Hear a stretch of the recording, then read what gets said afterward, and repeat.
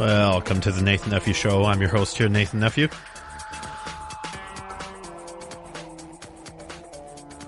I'm gonna get right into it. Of course, you can find me here on nathannephew.com, Red State Talk Radio, all those good places like that, as well as I want to once again welcome our listeners in Gilbert, Arizona. What I want to jump right into, because it's been in the news, and I'm not the first one to mention this sort of thing, but it gets me so worked up, because not only, I mean, on one level, it's something that I've spent a lot of time working on and advocating for and talking about. I mean, I believe that the best way to make change in something like government politics, things like that, or, you know, if you're talking about at work, but still there's some politics involved, right? I think the best way to make change, to create change, to jumpstart change, is to talk about it and to get other people on the same board, on the same page, and educate. The more information that's out there, the better. More voices, not less, more information, not less, that sort of thing. I completely believe in that. I think it works. That's why I do this show. I mean, it's fun. I enjoy it. But if I didn't think that it could actually make a difference, if I didn't think that talking to neighbors and friends and family and you would make some sort of a difference, if I thought it was only for my entertainment because I enjoyed it, and I didn't think that it would affect people and affect change at some level, if just enough change to make you think, or make my neighbor think, or make my family think, or a coworker think about it, even if at the end of the day they have the same opinion as they did when they started, at least they put some thought into it, and they and I can feel good knowing that. What I want to talk about is the tragedy that happened this week, another shooting at Fort Hood. That's not new news. You know about it. It's terrible. Our thoughts go out to the families, everybody affected, the military, the first responders, everybody, of course. And what's also not new is the thought that it's insane. It's insane that we have military bases in this country. Military. The people that we entrust, not only entrust, but on some level expect. It is their duty to protect us and to protect our freedom and preserve our freedom and these sorts of things, whatever we have left of freedom. And that's the main point here, is that these people on the military base that got caught in the middle of this crazy guy, they were unarmed because the government said they had to be. Because the regulations on military bases, ever since Jimmy Carter decided to start this ball rolling, because he was such a communist that he was afraid that the military that was entrusted to defend the Constitution, because he thought that maybe that military would, in fact, stand up and defend the Constitution against a communist like him. He was worried that the military, that these people serving our nation would say, you know what? Yeah, we have some enemies overseas, but if we don't start by preserving our way of life here at home, then what good does it do? If we get rid of every threat, every foreign threat, but the country is still being led by people that want to destroy it from the inside, whether they think they're doing the right thing or not, whether they think socialism, communism, the greater good garbage is really the right path or not, that doesn't matter.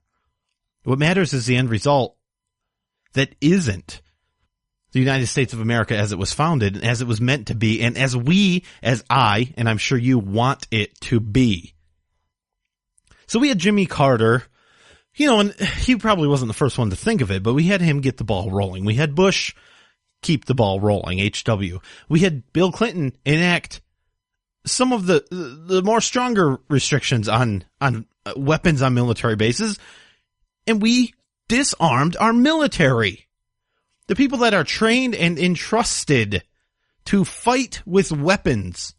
Of course, not all of them. I mean, they're not all expected to go into combat and use a weapon, but we should be able to trust all of them, any of them that want to carry a handgun around. Is that too much? But they can't, and when this guy comes in, he comes in to do the shooting, he starts shooting up the place because maybe he got in an argument. I'm going to get into that. I watched a press conference today at Fort Hood, and it's whatever. But I'll get into that in a minute. But these people on this base, much like in a school, think of Sandy Hook.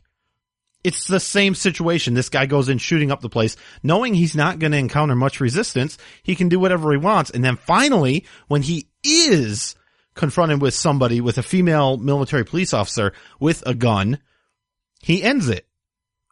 We know that almost every mass shooting ends because of a gun. Whether the shooter takes his own life, or in this case, or many other cases, the shooter's confronted by a show of force, somebody else that has the ability to do something to stop it. And we keep hearing, this is something, none of this that I've said is new. None of it is new. But we that's the story that we keep hearing from any media that has any credibility. That's the story that we hear, is why is the military disarmed on bases? It doesn't make sense. It happened once in 2009. He was a terrorist, by the government's definition of terror. Well, not even that. That was workplace violence, right? But they didn't do anything after that. They said, well, you know what we need to do? We need to strengthen a restriction on weapons on base because this guy had a weapon. So we need to make the rules stronger because obviously they're not strong enough. We need to post another sign or two. Well, that didn't do any good, didn't it? The story that I haven't heard, and maybe this is out there somewhere, but I haven't heard it, is the restriction on weapons on this base. This guy that came in to shoot up the place, he was violating that regulation, that rule. What good did it do? How many times, and every mass shooting, it's the same thing, and I'm sorry, but this gets me worked up. Every mass shooting, including this one, they have a rule. No guns. Did he care? When he decided he was going to go murder people, did he, well, I better get out my rule book, and it says no guns, so what am I going to do? And I was listening to a local morning show today in the morning, go figure, and people are calling in who are former military and saying, well, we don't want to give these people guns because, they have knives and they were able to stab people. We don't want everybody to have guns. Well, back when they could have guns, before the communists came in and said, we don't want them to be able to, defend the Constitution, why weren't there a bunch of mass shootings then? Are you telling me there were, but they were covered up? Or were they not happening because they don't happen generally in places where there is a good possibility that it's not going to turn into a mass shooting? Had this man been confronted right away with somebody with a gun, it may have not gotten past that first person. It might have, but we know for sure that if they don't have a gun, they're not going to stop him. I'm going to take a quick break. NathanNephew.com, RedStateTalkRadio.com. When I get back, I want to talk about the press conference and some of this conjecture of really what may have caused this. I'll be right back.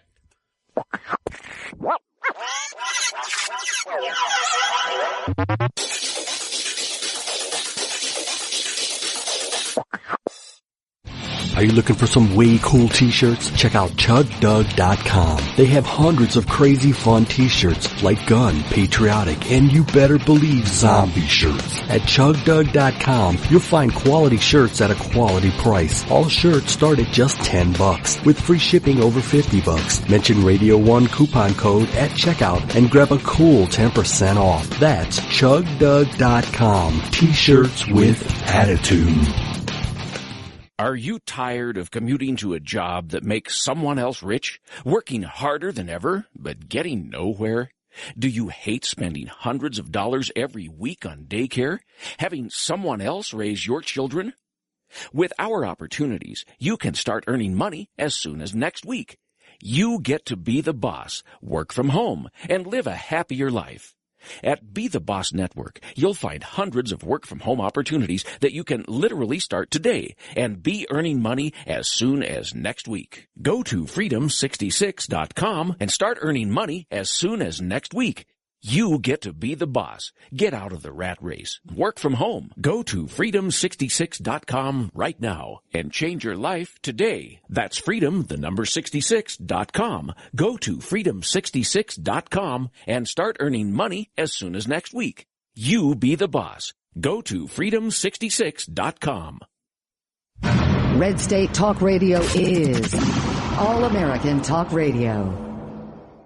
Hey everyone, have you heard about the No hair removal device that's sweeping the globe? If you want to go weeks without shaving and get smooth, professional quality results, here's our favorite host, Cheryl, for No hair removal. Thanks. Hey gals, I love talking about my No. It's this cute little hair removal system that you can take with you and use almost anywhere at home or on the road. No more expensive in-office treatments, painful waxing, and no more wasting your valuable time. Got unwanted facial hair? No has patented thermocon technology that works on all hair and skin colors, so it's perfect for using on all body parts. And now you can take advantage of this incredible risk-free trial. Get the No, the facial kit, a travel case, and a $100 discount shopping card, and you don't risk a penny to try it. Try the incredible No hair completely risk-free. Call 1-800-953-5470. That's 800-953-5470. 800-953-5470.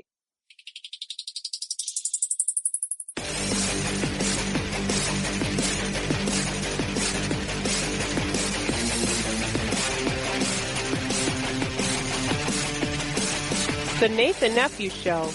Somewhat unique. Somewhat unique? Yes, somewhat unique.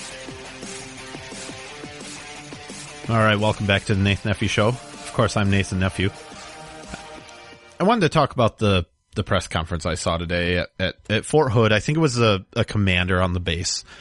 He was talking about, he went through the victims. They actually named the victims, and you can look that up. But he started to talk about maybe what some of the possible causes were. And, well, his mom had just died, so he was upset, or died a while back or whenever it was. And he was upset that he was only given 24 hours notice. Well, that wasn't the reason. Further, he did serve. He was deployed, but they found that, well, he never saw the enemy. He drove a truck, right? Which, he was in the military. I'm sure it was stressful, but they're ruling out post-traumatic stress on this one. And that was the first thing that everybody jumped to. And I think everybody jumped to that because I've been warning of this for a while. Post-traumatic stress syndrome. Our troops are coming back, and of course we need to take care of them. Of course they see crap that none of us want to ever see, and we don't want them to see it, but they're brave enough to do it. And a lot of them, or some of them, will need some help. But when we start, every single one comes back and anything negative happens with that person, it must be post-traumatic stress. So, well, what do? That's dangerous because they have post-traumatic stress. If we let them have guns, they'll commit mass murder. So probably the safest thing to do is not let anybody with post-traumatic stress own a firearm. But how do we know for sure if they have that unless there's been a prior incident? So what we need to do is make sure that none of our military veterans have firearms, because they are the ones that are trained to use them. That would be pretty effective against the government if something were to happen. And so we don't want them to have guns, which, back to Jimmy Carter's worry about the military coup, and the reason we have disarmed military bases in the U.S. now. So I caution against using that as an excuse in every case involving somebody that served in the military. But in this case, the military itself is saying that it is not post-traumatic stress. There was nothing in his combat history. He didn't lose any friends. He didn't see any combat. That wasn't the cause. And then we hear all over the place, and it may be mostly conservative media, that he was being treated for a mental illness, supposedly. Well, the military the commander here from Fort Hood, said we don't think it wasn't the fact that he had something wrong mentally, that he was having mental issues. We don't think that was the cause. That what probably was the cause was right before this, he had an argument. He had an argument with some people in his group, and probably he had that argument and he just started shooting up the place. Now maybe, that may be the direct cause of this shooting, but I don't think that you can discount the fact that, well, if he was being treated for a mental illness, then there was probably something going on there. But anybody, under any circumstances, that's going to go into a place and just indiscriminately kill people definitely has mental issues. You can't get around that. You can't say, well, he was being treated for it, but we don't think mental issues caused this. Yes, they did. There's no other explanation. You must be messed up in the head to do something like this. You can't be normal and just start shooting people. Even in the case of Nadal Hassan, he was the terrorist that did it back in 2009, who, by the way, is still alive. But we don't hear about him. It was workplace violence, so we don't have to worry about it, right? Even him, who had a mission, obviously something's wrong in his head. That doesn't mean that anybody that commits a shooting needs to be, they're innocent in reason of insanity. No, that's not what I'm saying, but it was surprising to me during the press conference that they just said, we don't think that his mental issues had caused this. That's so bizarre, unless they know what was up. They say he wasn't tied to anybody else. He wasn't tied to was it a couple weeks ago, last Friday, whatever, there was the threat, the specific threat on Fort Hood. He wasn't tied to that, supposedly. And I believe it. I think he was just a crazy guy. And the fight that he had may have, who knows, just guessing, but may have triggered him to do this because he was unstable. There's something wrong in his head. Unfortunately, somebody with a gun finally confronted him, but there's no reason that our military men and women are unarmed ever. Ever. It's ridiculous. All right. It's enough about that. I mean, it's not. I could go on forever, but we're limited on time. I do want to talk about a couple other things. Did you happen to see the latest stats on violent crime in Chicago? Last year in July, Chicago, Illinois got concealed carry. Finally, now all the states have some form of concealed carry. Illinois finally got concealed carry. People can carry concealed weapons in Chicago. And what we heard, like we hear every time something happens, there will be blood in the streets. It's the wild, wild west. If you allow more people to have guns, then more people will be shooting other people. And as Brian found out when he met a real life liberal, anyone that owns a gun just wants to shoot other people in the kidney. These people are nuts. They're nuts. I don't get it. I just can't comprehend what they're thinking when they say some of this crap. But instead of blood in the streets and instead of an increased murder rate, in fact, the Chicago Police Department announced that it experienced its lowest murder rate since 1958 in the first quarter of this year. 9% drop from last year of murder. Also, 90 fewer shootings and 119 fewer shooting victims compared to last year. That's weird. So what we did in Chicago, I say we're all Americans, right? But what happened in Chicago was that they allowed law-abiding citizens to carry firearms. Well, yeah, that's what they did. Whether law-abiding citizens actually carried firearms or not is actually immaterial in this. But what they introduced was the thought that somebody may be carrying a firearm.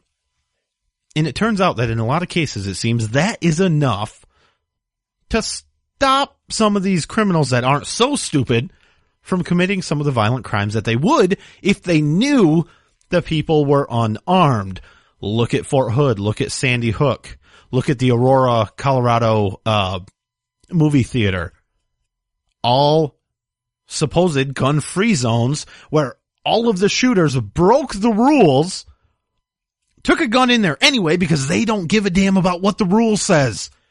They don't give a damn about the law. 2 out of those 3 that I just mentioned, Sandy Hook and Fort Hood, they killed themselves afterwards, so they didn't give a damn about anything. Laws do not prevent crimes.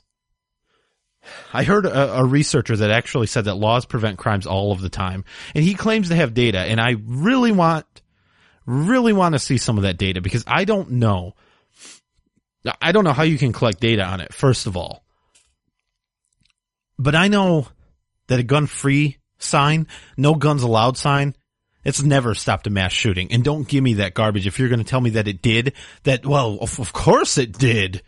Of course the sign did. There were plenty of people that were going to go shoot up the place, but they saw it was a gun-free zone. Bull crap. What may have stopped mass shootings is a sign that says, firearms welcome here. Caution, law-abiding gun owners may be carrying guns in here. That might have stopped a crime or two. Look at Chicago. Correlation is not causation, but more guns, violent crime has gone down.